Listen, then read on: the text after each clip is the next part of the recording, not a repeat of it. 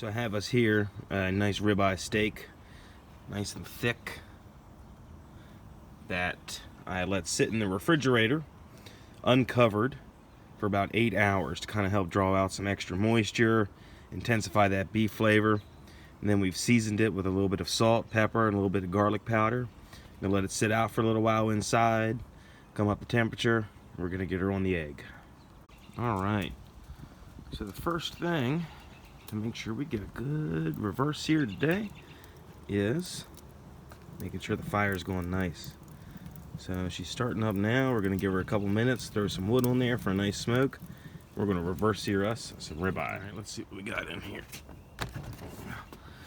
Oh, apple wood, hickory. Yeah, that's what we need right there. Some hickory wood.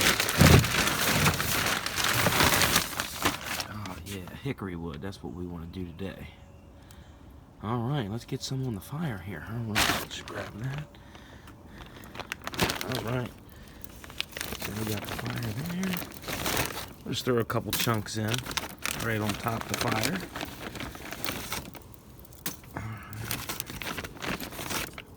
That should be plenty. We'll put this stuff away. Smash, smash, okay. All right, let's let that smoke up a little bit. Put the plate setter on. Let her come up to a good temperature. We'll get us on some meat. And she is smoking, look at that. Got her wide open. Gets up the temp a little bit. We'll go ahead and close her down with the daisy wheel in the bottom vent. But she's got smoke. We're gonna wait till it kind of thins out a little before we put the meat on. But I got all night for this, so I got time. So does the big green egg. So now it's smoking at 250 degrees, which is going to be a good temperature for us to smoke this at for a little while, since we're doing a reverse sear. So let's go ahead and open her up and look at that beautiful smoke. So we're going to put the ribeye right in the middle. I have a temperature probe in there. And we're going to smoke it till it gets to about maybe like 110, 115 degrees. Then we will pull it off.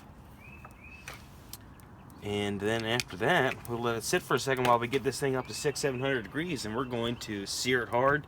And then we're going to eat. Okay, so we reached 115 internal.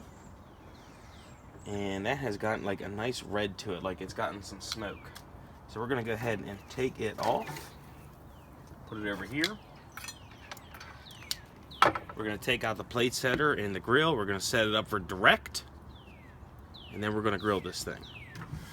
All right, so we're at like 650, which is a good searing temperature. So go ahead and burp the egg so we don't, flame ourselves. Open her up, and wow, that's hot. Okay. So let's take this giant ribeye here that we have reverse seared. It looks beautiful already, and oh, listen to that.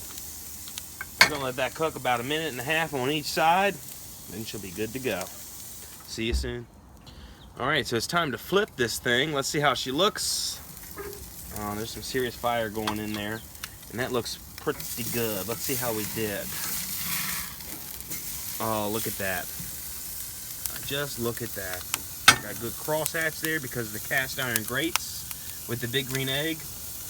That is delicious. We're going to give it another minute, maybe 1.5 minutes. We're going to pull it off, let it rest, and it's almost going to be time to eat. Looks like it is about ready. It is about done. I mean, you can kind of, yeah, that is where you want it. You can just feel it. Once you do this enough, you can kind of feel it through the tongs. Oh, look at that fire. Isn't that just cinematic? I mean, that just looks at here. A little bit more. Yeah. It's sizzling on the plate. Can you hear that? I hope you can. Nice crust on the steak. This is going to be an excellent dinner for my wife and I. We're going to split this. It's a big steak. I'm not going to eat it myself. I'm not that much of a hog. But we're going to get after this thing right here. So one of the greatest things that goes with steak is a baked potato. So we have went ahead and we've baked 2 potatoes. But you know what goes great on top of a baked potato is grated cheese. And this is the cheese that I'm going to grate on it. This is one of the best cheeses I have ever eaten. And I'm going to grate it on top of this potato. It is cream Havarti with jalapeno from Boar's Head. And as you can tell from the sticker, it's $5.99, so not too terribly expensive. You can look at the nutritional value here if you want. It is not healthy, and nothing on this dinner is, but this is going to be good. See you in a minute. So the steak is done. It has rested for a little while, and look at that juice. This is a juicy steak. And one of the best toppers for a baked potato, other than the cheese we were talking about earlier and some bacon bits, is steak juice. But let's cut into this and see what we got. Oh yeah. And would you look at that? That is beautiful. Let me tell you, that is good. This is going to be some good eating tonight. I wish you guys were with us. I wish you guys could smell this, but we're going to go ahead and get to eating, and we'll see you next time on Boomstick Barbecue.